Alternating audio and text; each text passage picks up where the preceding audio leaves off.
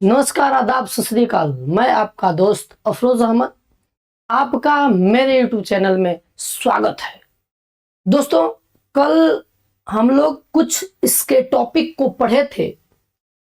दोस्तों, उसमें आप लोगों ने बहुत प्यार दुलार दिया है, तो मैं चाहता हूं कि इस वीडियो में भी आप उतना ही प्यार दुलार दीजिए और अपने दोस्तों तक इसको भी शेयर कीजिए। कल हम लोग जो भी पढ़े केवल एक परिचय था। आज हम जो पढ़ेंगे वह प्रश्नावली का पढ़ेंगे। मतलब आज से प्रश्नावली स्टार्ट होगी आपकी। आप समझ रहे हैं? बिल्कुल आपको समझना पड़ेगा। कल परिचय चला, आज प्रश्नावली चलेगी, तो आज का क्लास लेना ना भूले, क्योंकि थोड़ी सी चूक डिस्टर्ब कर देगी आपके पूरे पाठ को। तो दोस्तों, आइए हम चलते हैं अपने टॉपिक पे। तो आज हमारा टॉपिक यह है, इस चैप्टर से क्या क्या मुझे पढ़ना है। इसमें कल बताया गया था कि परिमेय संख्या और अपरिमेय, ना जी, दो चीजें बताई गई थी, कल बताई गई थी। और इसके एग्जाम्पल के बारे में समझ लेते हैं। क्या होता है बेटा एग्जाम्पल? क्या होता है? कल शायद हम एग्जाम्पल, यहां तक हमारा टॉपिक क्लियर हुआ था।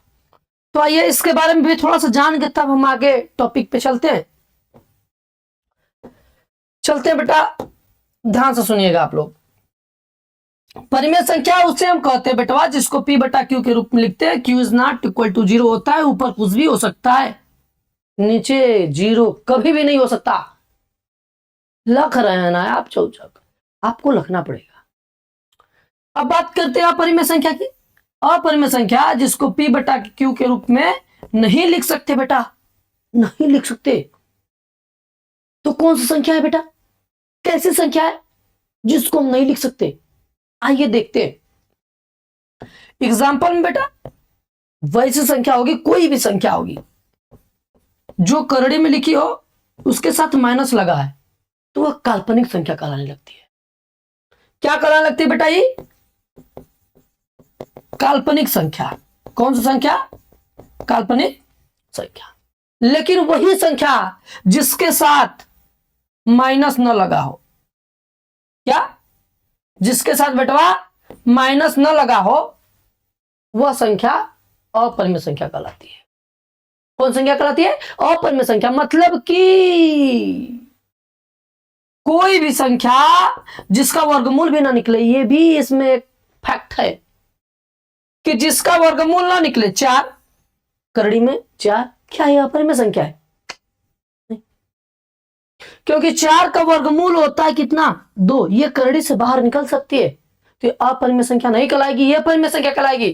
तो वैसी संख्या जिसका वर्गमूल भी ना निकले और जिसके साथ माइनस ना लगा हो, वही संख्या अपरिमेय संख्या कहलाती है, जो करड़ी में लिखी हो। ठीक है? तो जैसे मैं एग्जाम्पल की मैं बात करूं, जैसे 3, करड़ी में 5, करड़ी में 7, करड़ी में 11, करड़ी में 2, ये सब संख्याएं कौन संख्या कहलाती है? अपरिमेय संख्या कहलाती है। बेटा ध्यान से सुनना। लाल, एक शब्द आता है, लोग पूछते हैं कि सर जो पाई, इसको क्या बोलते बेटा? पाई। पाई कौन सी संख्या है? और पाई का जो मान होता है 22/7, ये कौन सी संख्या है? तो आज आप जानिए। अगर आप नहीं जानते हैं तो जानिए, अगर जानते हैं तो बहुत अच्छी बात है। पाई जो है, पाई जो मान है, इसका जो पाई बोला जाता है बेटवा, ये अपरिमेय संख्या होती है। लेकिन जो पाई का मान होता है 22/7, वह परिमेय संख्या होती है लाले। क्या लाले? वह अपरिमेय संख्या और ये परिमेय संख्या। बात घबरा गया? ये दोनों, इसका मान भी ये होता है लेकिन ये परिमेय है, और जो इसको क्या बोलते बेटा? अपरिमेय। समझ ली इतनी बातें? चलिए आगे चलते हैं, आगे चलते हैं लाले। जो मुझे पढ़ना है वास्तविक संख्या चैप्टर था, वास्तविक संख्या, इसमें मुझे पढ़ना है दो चीजें, यूक्लिड विभाजन। क्या बेटा?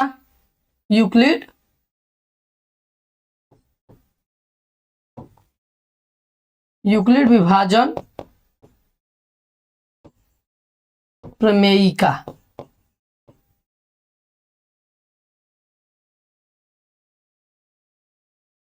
यूक्लिड विभाजन प्रमेयिका, ठीक। ये क्या होता है?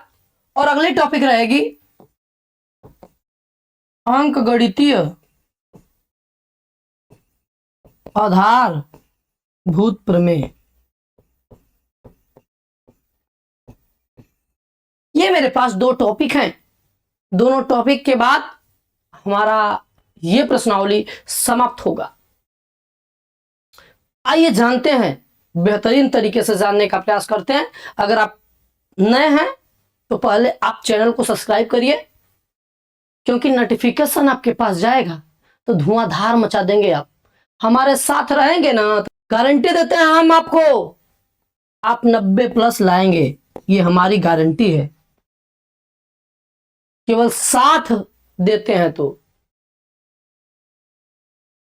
मैथ में 90% की गारंटी रखते हैं हम, ठीक है। 90 के ऊपर जाएंगे आप, 99 नंबर लाएंगे, 98 नंबर लाएंगे, ये गारंटी है हमारी। ध्यान से सुनिएगा। तो बेटा ये जो है ना यूक्लिड विभाजन प्रमेयिका, ये क्या है? प्रमेयिका का मतलब आप जानते हैं, प्रमेय कोई सिद्ध किया गया फैक्ट है। प्रमेयिका जो प्रमेय होती है, ये सिद्ध करने के लिए एक फैक्ट बनाई जाती है, मतलब सिद्ध है, ये कोई चीज सिद्ध किया गया है। जैसे इसमें क्या पढ़ते हैं हम? भाग विधि से जैसे सपोज दैट मैंने बी से भाग दिया ए में, तो एक क्यू बार गया। क्या गया बेटा? क्यू बार गया, और शेष क्या बच गया? आर। ध्यान से सुनिएगा, ये बी से हम भाग दिए हैं ए में, और क्यू बार गया है, आर शेष बचा है।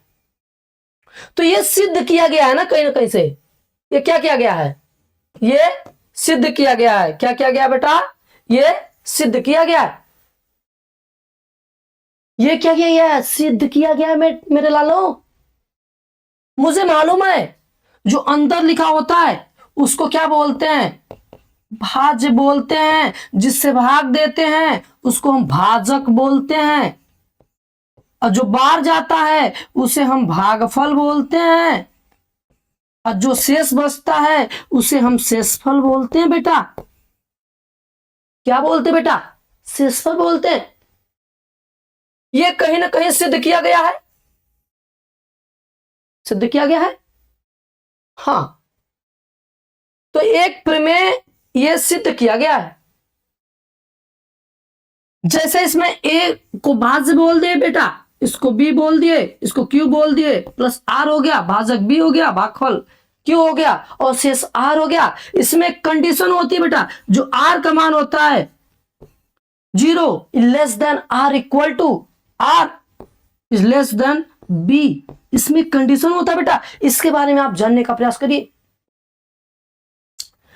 आर का जो मान होगा बेटा, ये या तो 0 होगा, आर लगा हुआ है आर, या तो 0 होगा या 0 से छोटा होगा, सॉरी 0 से बड़ा होगा। यहां पे क्या कह रहा है? जो आर का मान है 0 से क्या है? जीरो के बराबर होगा या जीरो से अधिक होगा, लेकिन यहां पे क्या लगा हुआ है आगे, इज लेस देन बी, मतलब आर का मान बी से हमेशा छोटा होगा, बराबर भी नहीं हो सकता। ये आप जानिए, इसकी कहने का आशय आप समझिए। क्या कह रहा बेटा कि जो जीरो है ना, ये बी से आर के बराबर है या बड़ा है, लेकिन बी से छोटा है। कभी भी अगर सपोज दैट कभी भी भाग आप देते हैं 5 से 21 में भाग देंगे तो कितना बच जाएगा जी, 4 बार, और कितना आएगा 20, और शेष कितना बचेगा 1। क्या कभी आप 5, अगर 5 से भाग दे रहे हैं तो कभी आपने देखा है क्या कि शेषफल 5 से अधिक आता है? कभी देखे हैं? कभी होता ही नहीं, आएगा ही नहीं कभी। तो बेटा एक शेष बच सकता है, 2 बच सकता है, 3 बच सकता है, 4 बच सकता है, लेकिन 5 कभी भी नहीं बचेगा ना, 5 से अधिक बचेगा बेटा।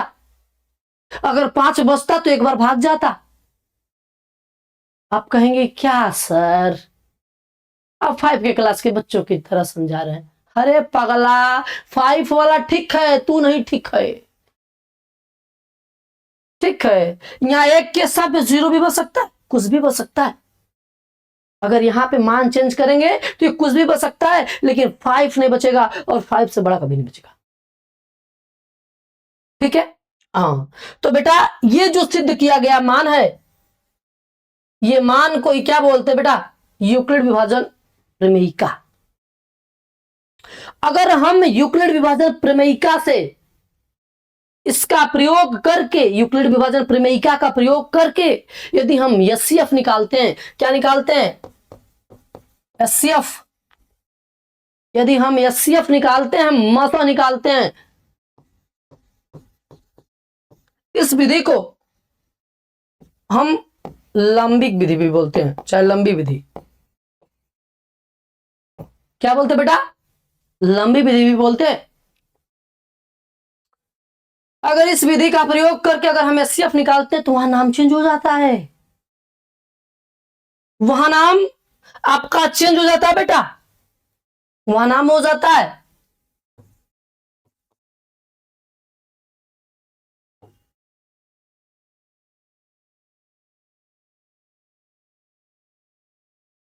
यूक्लिड विभाजन एल्गोरिथम, एल्गोरिथम चाहे एल्गोरिथम, क्या हो जाएगा बेटा, यूक्लिड विभाजन एल्गोरिथम। जो पीछे भी देखे हो प्रमेयिका, वो बाप था, ये बेटा है। बाप का सपोर्ट लेके बेटे को क्या करना है, मौसा निकालेंगे। बाप का सपोर्ट लेके बेटा मौसा निकालेगा, उसी को क्या बोलेंगे, यूक्लिड विभाजन एल्गोरिथम। ला ला ला ला ला ला ला, मन लगाओ, हर चीज में मन लगाओ। ठीक है, आ जाओ। तो बेटा रे, अब एल्गोरिथम का मतलब क्या होता, एक श्रृंखला, एक स्टेप बाय स्टेप या श्रृंखला। सीढ़ी देखियो, सीढ़ी, एक सीढ़ी, 2 सीढ़ी, 3 सीढ़ी, सीढ़ी, इसी को क्या बोलेंगे, एल्गोरिथम।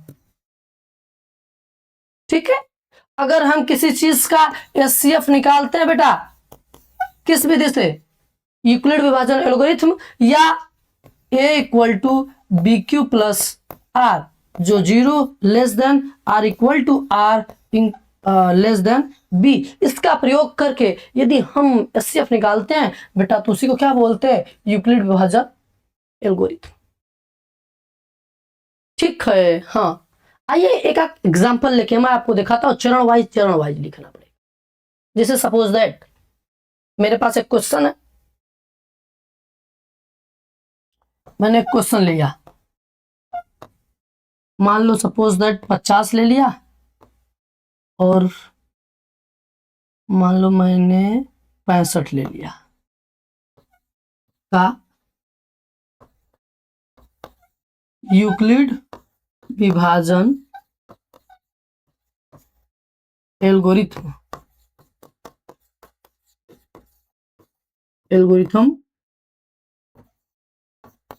का प्रयोग करके एचसीएफ ज्ञात कीजिए।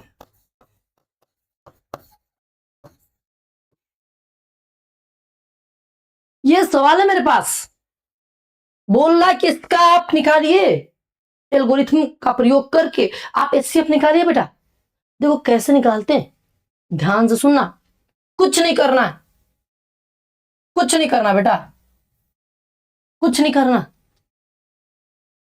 करना क्या है आप जानते हैं, भाग विधि से ही मध्य निकाला जाता है, बचपन से पढ़ा है, बस केवल नंबर चेंज कर दिया है। सबसे छोटी जो अंक होगी उससे भाग देंगे बड़े वाले अंक में, ठीक है। एक बार जाएगा, कितना लिखेंगे बेटा 50, कितना लिखेंगे 50, सॉरी कितना लिखेंगे बेटा 50। ये कितना शेष बचेगा, सॉरी कितना शेष बचेगा 15, कितना बचेगा 15, लाले 15 शेष बच गया। अब इसी को चरण वाइज लिखना पड़ेगा मेरे को। कैसे लिखेंगे ध्यान से सुनना, हल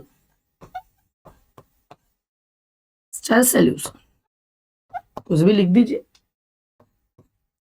बेटा। लिखेंगे क्या, a equal to B Q plus r, 0 is less than are equal to are less than b. इसमें लिखेंगे क्या, प्रथम चरण, क्या लिखेंगे प्रथम चरण, क्या लिखेंगे बेटा प्रथम चरण। प्रथम चरण में लिखेंगे क्या, अगर लिखना चाहे तो ऐसे लिख दीजिए, भाज्य बराबर भाजक गुणे भागफल धनशेषफल, ठीक। अब भाजक क्या है, भाज्य क्या, सॉरी भाज्य क्या है 65, क्या है बेटा 65 इक्वल टू भाजक क्या है 50, सॉरी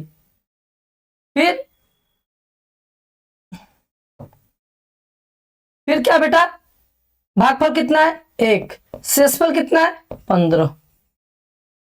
ध्यान से सुनना, ये शेष कितना बचा हुआ है 15, तो नीचे लिखेंगे। ये प्रक्रिया तब तक चरण वाइज करते जाएंगे जब तक शेषफल 0 ना बच जाए। जो अंक भाग विधि से काटते हुए 0 बचाएगा वही उसका एचसीएफ कहलाएगा। लिखेंगे क्या यहां, अतः शेषफल बराबर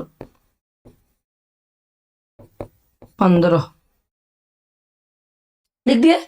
अभी नहीं कटा है, अभी बेटा कटा नहीं है, ठीक है, अभी कटा उठा नहीं है। फिर 15 से भाग देंगे किसमें बेटा,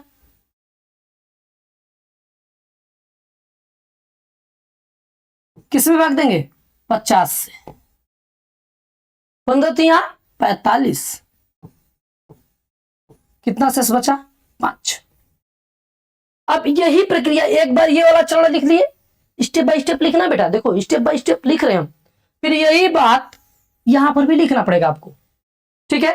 तो आपको यही लिखना है, क्या लिखना बेटा, यही लिखना है ना। तो लिखेंगे क्या, द्वितीय चरण, चाहे दूसरा चरण, ऐसे लिख देते, देखो ऐसे द्वितीय चरण, ठीक। अब ये वाले मान को लिखिए। अब यहां पे भाज्य क्या कराने लगेगा 50, क्या कहलाएगा 50, तो यहां पे 50 लिखेंगे बेटा, इक्वल टू किससे भाग दिए हैं 15 से, कितना बार गया है 3, कितना शेष बचा है 5, अभी भी 5 शेष बच गया, अभी भी शेष 5 बचा है। तो क्या करेंगे, लिखेंगे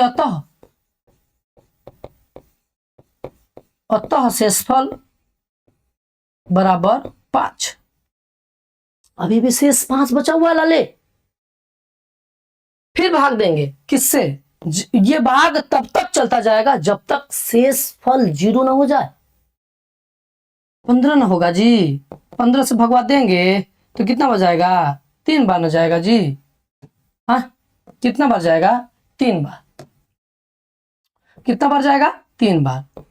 या कितना बचा, ढिप ढप ढिप ढप, खत्म।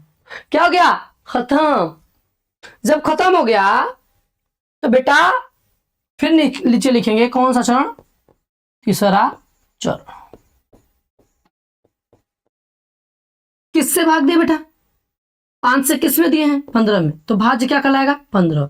5 से भाग दिए हैं, कितना बार गया है, 3 बार। कितना शेष बचा है, 0। नीचे लिखेंगे अतः शेषफल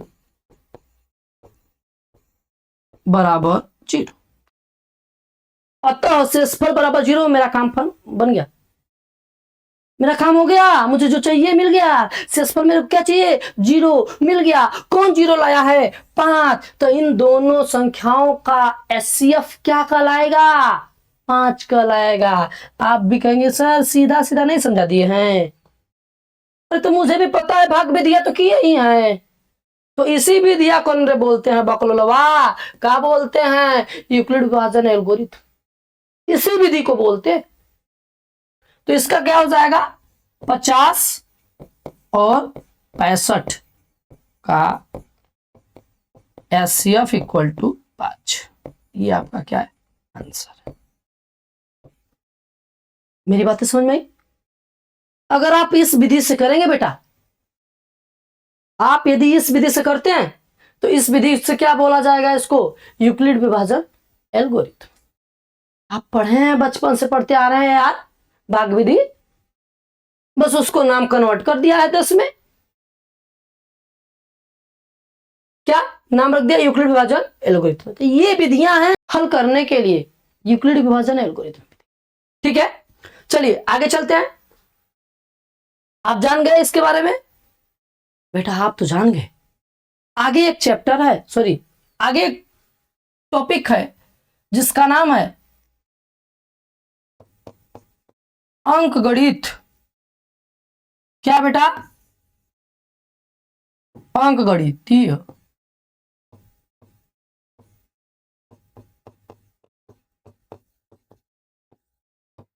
अंकगणितीय आधारभूत प्रमेय।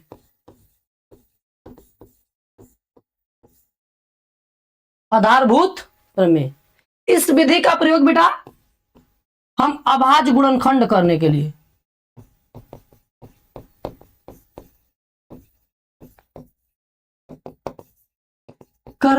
प्रयोग करते हैं लाले। अब बताओ, अभाज्य गुणनखंड विधियों सिखाना पड़ेगा रे, तू खुद ही इतना चालाक है मर्दे। जैसे फैक्टर तोड़ते हैं, गुणनखंड करते हैं, उसी को ही बोलते हैं अभाज्य गुणनखंड विधि या अंकगणितीय आधारभूत प्रमेय। बच्चा इसमें देखिए अंकगणितीय आधारभूत प्रमेय, ठीक है। ये क्या है बेटा, अंकगणितीय आधारभूत प्रमेय ना। तो इसमें क्या करना है, हम पढ़े हैं, अगर मुझे 40 का फैक्टर करना पड़ेगा, 40 का, तो 20 बार बचेगा, 2 से काटेंगे 10 आएगा, 2 से काटेंगे 5 आएगा, फिर 5 लिखेंगे 1 लिखेंगे। अरे पगला, यही है अंकगणितीय आधारभूत प्रमेय, जिसको बोलते अभाज्य गुणनखंड ना। क्या बोलते बेटा, अभाज्य गुणनखंड। ये लाल, मुझे 40 का लिखना होगा तो 2 गुणे 2 गुणे 2 गुणे 5 लिख देंगे ना, हो ना जाएगा जी। ये आप बचपन से पढ़ते आ रहे, लेकिन करना कुछ नहीं है। अगर जो अंक की पुनरावृत्ति बार बार होगी उसको घात के रूप में लिख देना है, क्या 10 में कुछ नहीं करना, बस जो आएगा उसको हमें घात के रूप में लिख देना है। मतलब क्या, ये कितनी बार है, 2 3 बार, तो इसको लिखेंगे हम 40 का गुणनखंड 2 के पावर 3 गुणे 5, ठीक है, ये 40 का गुणनखंड हो गया बेटा, घात के रूप में लिखते हैं। किसके रूप में लिखते हैं? घात के रूप में। इस विधि से हम दोनों चीज निकालते हैं बेटा, एलसीएम और एचसीएफ, दोनों चीज निकालते हैं। एलसीएम और एचसीएफ दोनों निकालते हैं। कैसे निकालना मैं अभी सिखाऊंगा, कैसे निकाला जाता है मैं अभी सिखाऊंगा। अब परेशान होने की बात नहीं है, ध्यान से सुनना। तो बेटा ये तो हो गया, ठीक है। अब ध्यान से सुनना, अगर एचसीएफ और एलसीएम में, एलसीएम और एचसीएफ में एक बीच संबंध होता है, इन दोनों के बीच एक संबंध होता है। वो संबंध क्या है लाल? हाँ, क्या संबंध है? होता क्या है? फार्मूला होता है ये, ए गुणे बी इक्वल टू एलसीएम गुणे एचसीएफ। मतलब कह सकते हैं दोनों संख्या का योग, सॉरी दोनों संख्या का गुणनफल इक्वल टू एलसीएम गुणे एचसीएफ। एलसीएम गुणे एचसीएफ, ये बेटा इन दोनों के बीच संबंध है, ठीक है। तो इस फार्मूले को आप याद करिएगा, कहीं ना कहीं काम देगा और आगे प्रश्नावली में काम देगा, परेशान ना होइए। एक बेटा मैं बात बता रहा हूं कि जो मैं पढ़ा रहा हूं, जो भी मैं पढ़ा रहा, यूट्यूब पे पहले से अवेलेबल है। जैसे मैं पढ़ा रहा उससे बेहतरीन बेहतरीन टीचर पढ़ा रहे हैं। मेरी बातें समझ में आ रही है तुम्हें?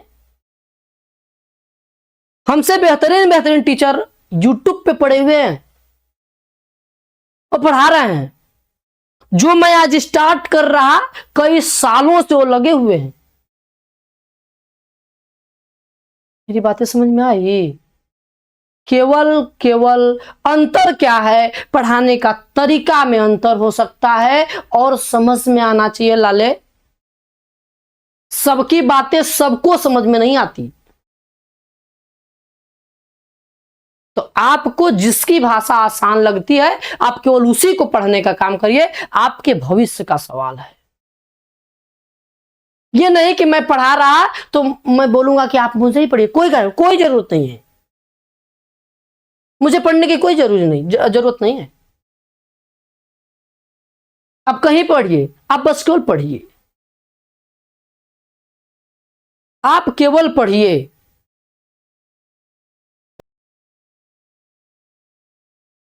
बात मेरी समझ में आई? ठीक, तो आप ये कर लिया बेटा। चलिए आइए स्टार्ट करते हैं हम अपना प्रश्नावली। प्रश्नावली क्या है लाले? अच्छा, एक विधि और बता देते हैं आपको, गुणनखंड वृक्ष विधि, मतलब फैक्टर ट्री। क्या बेटा? ट्री मेथड बोलते हैं या गुणनखंड ट्री, गुणनखंड वृक्ष। क्या? गुणनखंड वृक्ष।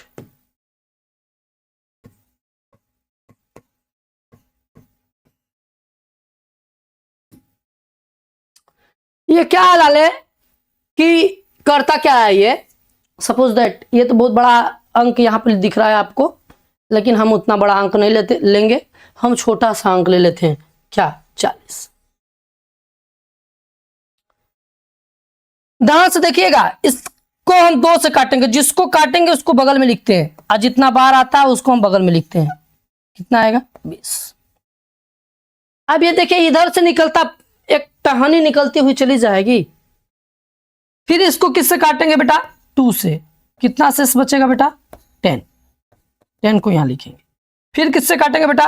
2 से। कितना शेष बचेगा? 5। क्या बचेगा बेटा? 5। ऐसे करेंगे ना हम, तो इस विधिया को जानते हैं क्या बोलते हैं बेटवा? ट्री मेथड चाहे फैक्टर ट्री। ठीक है, क्या बोलेंगे लाले? Factor tree. ऐसे भी हम गुणनखंड करते हैं किसी चीज का। इस विधि को भी हम अभाज्य गुणनखंड कहते हैं बेटा। ठीक है, मेरी बातें आपको समझ में? हाँ, तो चलिए आइए अपने प्रश्नावली पे। प्रश्नावली 1.1 आप लोग एग्जाम्पल अपने आप लगाएंगे। ठीक है, जो उदाहरण दिया गया है उसको आप लगाएंगे। ठीक है, चलिए मैं बात करता हूं इसकी। ये पहला सवाल आपके सामने दिख रहा है। प्रश्नावली नंबर क्या क्या दिख रहा है बेटा? प्रश्नावली नंबर, आ जाओ, ये देखो, ये प्रश्नावली 1 है ना, जिसमें 140 का गुणनखंड करने के लिए बोला है। तो आइए हल करते हैं। 140 इसका गुणनखंड करना है मेरे को। वो भी कौन सी विधि से? अभाज्य गुणनखंड विधि।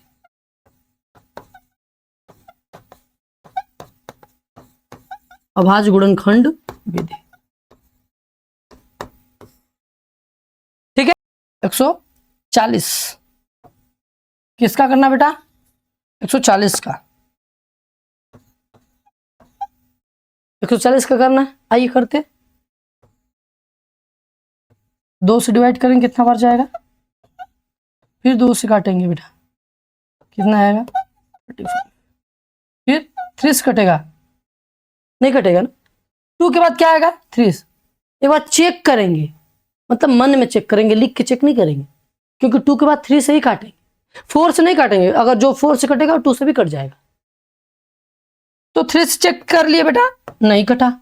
आप बच्चे नहीं है, मुझे समझाना पड़ रहा है बच्चों की तरह। अब 5 से काटेंगे।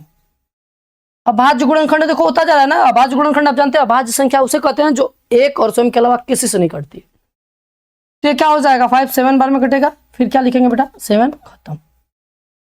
140 का गुणनखंड मुझे लिखना पड़ेगा बेटा। तुम कैसे लिखेंगे पता है? 2 गुणे 2 गुणे 5 गुणे 7। तो ये 2 कितनी बार आया है? 2 बार आया है। तो इसको हम लिख सकते हैं बेटा 2 के पावर 2 5 गुणे 7। ये आपका 140 का गुणनखंड है। ठीक है, अब आगे बात करते हैं 156। कितना बेटा? 156। और क्या है दूसरा? 38 25। तीसरा क्या बेटा? 5005। चौथा क्या है? हाँ, एक बता दिए। चौथा क्या है? 7 4 2 9। ठीक है, ये आपके पास सवाल हैं।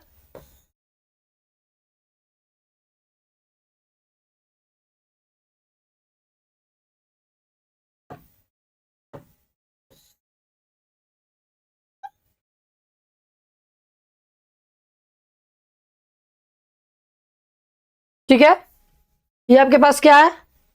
सवाल है। ये आप करके आएंगे, आपका होमवर्क है। ये 156 3825 5005 7429 ये आपका SW है। अगर नहीं आएगा तो कल मैं बताऊंगा आपको। ठीक है, इसके बारे में हम कल बताएंगे। कल इस प्रश्नावली को समाप्त करने का प्रयास करेंगे। 7 क्वेश्चन है, 7 क्वेश्चन को हम समाप्त करने का प्रयास करेंगे। ठीक है, यदि आपको ये वीडियो अच्छा लगा हो तो अपने दोस्तों तक शेयर करिए, ताकि उनको भी पता चल सके कि अपने रूरल एरिया, ये ग्रामीण क्षेत्रों में भी एक चैनल है जिसपे हमें हमारे भविष्य का निर्माण होता है। ठीक है, तो आप इस वीडियो को ज़्यादा से ज़्यादा लोगों तक शेयर करिए। ठीक है, जय हिंद, जय भारत।